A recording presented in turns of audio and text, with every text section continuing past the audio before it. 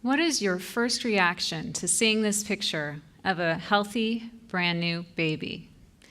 If you are like most people, you think to yourself, oh my goodness, I just want to touch that baby. I want to pick that baby up. I want to hold that sweet, sweet baby.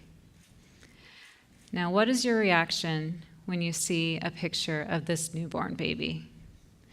This baby weighs barely over a pound. This baby has skin that is paper thin. This baby is being kept alive by a few centimeters of plastic tubing. If you are like most people, this is very intimidating. Imagine being a brand new parent. This is the first time you see your child. Now, what if I told you that the most transformative thing that you can do for this baby is to hold this baby? And that's what I'm going to talk about today. Today, I'm going to tell you about a therapy called kangaroo care. And I'm going to talk to you about how kangaroo care does more for an individual child's health than any single medication we have available. Now, what is kangaroo care? This is a therapy in which you're holding a newborn baby. Typically, the baby is naked except for a diaper. They're placed on their mother or father's chest, and they're covered on the back with a blanket. This can happen as early as right after a child is born. It can go on for hours at a time and proceed for the first weeks and months of life.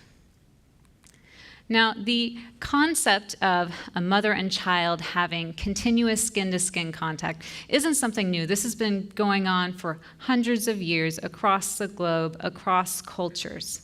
But the idea of this as a therapy for premature babies really didn't come about until the 1970s. There was a hospital in Bogota, Colombia, in South America that did not have enough incubators for the number of premature infants that they had in the hospital. So one neonatologist said, well, perhaps we can take these tiny babies, place them on their mother's chest, have them exclusively breastfeed, and we'll try and send them home early. And what they found was those babies, they did not just survive, they thrived. And in the decades since those original studies looking at kangaroo care, we have identified an entire host of physiologic and developmental parameters that are positively influenced just by holding your baby. Kangaroo care decreases overall infant mortality. It decreases the likelihood of hospital-acquired infections. It improves brain development. It normalizes infant temperature. It normalizes heart rate. It normalizes an infant's breathing. My favorite thing that it does, there was a study that was just published this last year, and this research group followed infants that received kangaroo care and followed them up 20 years later when they had become young adults. And they found that those children had a decreased incidence of aggressive behavior, a decreased incidence of hyperactivity, decreased school absenteeism, and their parents reported that they had a stronger relationship with that child. So kangaroo care doesn't just improve the health and well-being of an infant, it can improve an entire family. Now, if you go into many NICUs in the United States, you will see a lot of beds, a lot of incubators. Here at Nationwide Children's Hospital, we have 114 NICU beds. That's a lot. And if you go through the NICU, you may see some families, but it may be a lot less likely that you will see parents delivering kangaroo care to their children. Well, that's because there are several very real barriers to this happening. So the first barrier to parents providing kangaroo care for their children really is, what are you going to do with all of these lines and tubes? I started a quality improvement project here at Nationwide Children's to increase the number of surgery babies who received kangaroo care. And this was the first concern on everybody's mind. Studies actually show that when doctors and nurses come together and develop protocols to safely transfer the baby from the incubator to the parent's chest, there is no statistically significant increased risk of any of those lines or tubes coming out.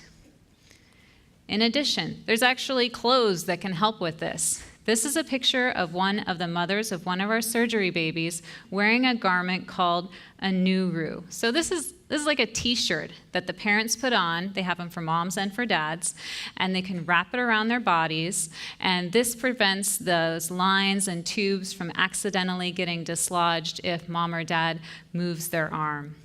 So we also partnered with our marketing group here at the hospital. We wanted parents to see pictures of other parents doing kangaroo care, and we also wanted them to know that these garments were available to them. So this would open up the conversation and change the landscape of the ICU to introduce the conversation of kangaroo care. By far, the thing that can most influence whether or not a patient receives kangaroo care is actually whether you put an adult hospital bed in the room. This is a picture of a NICU in a Danish hospital. In all of these rooms, they have incubators, as you can see, and they also have an adult hospital bed right next to those incubators for the parents to do kangaroo care.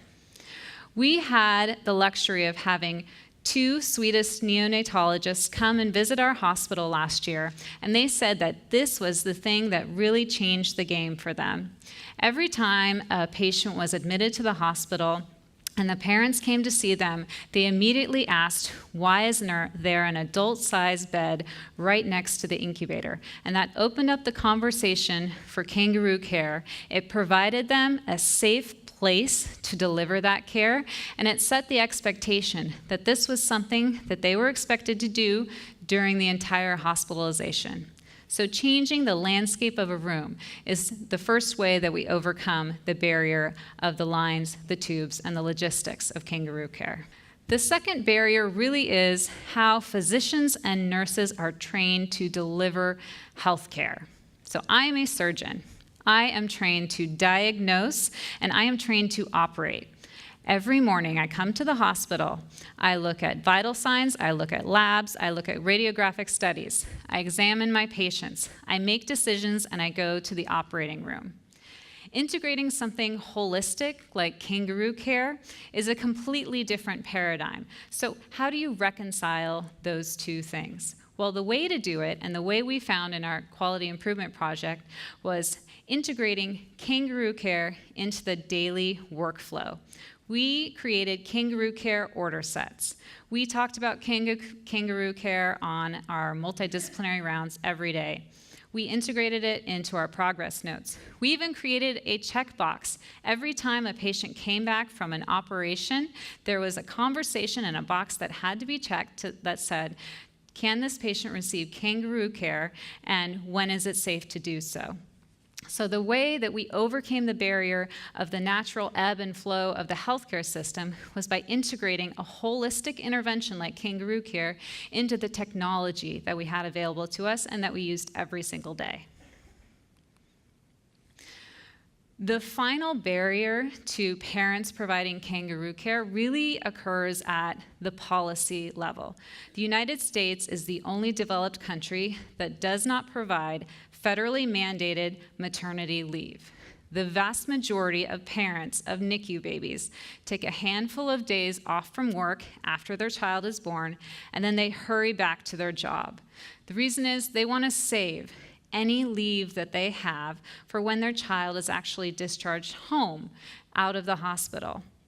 That means the only time that they can come to the hospital is in the evenings, or they can come to the hospital on the weekends. And if they have small children at home, that's an even greater barrier.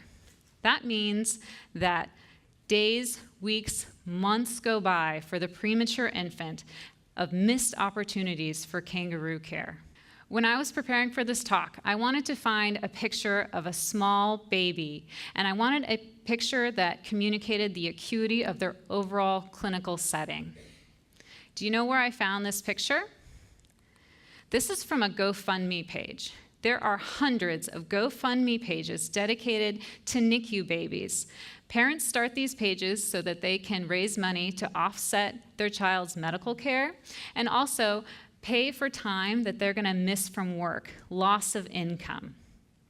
I want you to think about that for a second. In order for a parent to afford to miss work and go to the hospital and spend time with their child, they have to go online, create a web page, and ask strangers for money. We can do better. Finally, I think that I am very fortunate to be able to give this talk at a children's hospital. Everyone here is an advocate for children's health. I want to invite everyone in the audience who is a physician or a nurse who interacts with these babies to think creatively about how you can integrate kangaroo care into your daily workflow. Think about how you can change the patient's room to make it easier for a family to perform kangaroo care.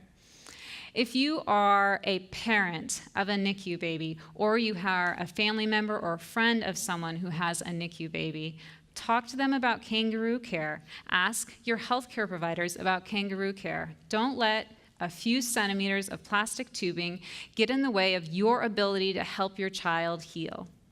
And if none of these titles fit you, but you are someone who really cares about children's health and development, and I think everybody here is, then you really should write your legislator. You should encourage them to support policy that allows mothers and fathers to come to the bedside in the hospital and be with their children. Kangaroo care is a simple act. It does not require any extra technology. It just requires time, patience, and the willingness to make the health and well-being of a child so much better. Thank you.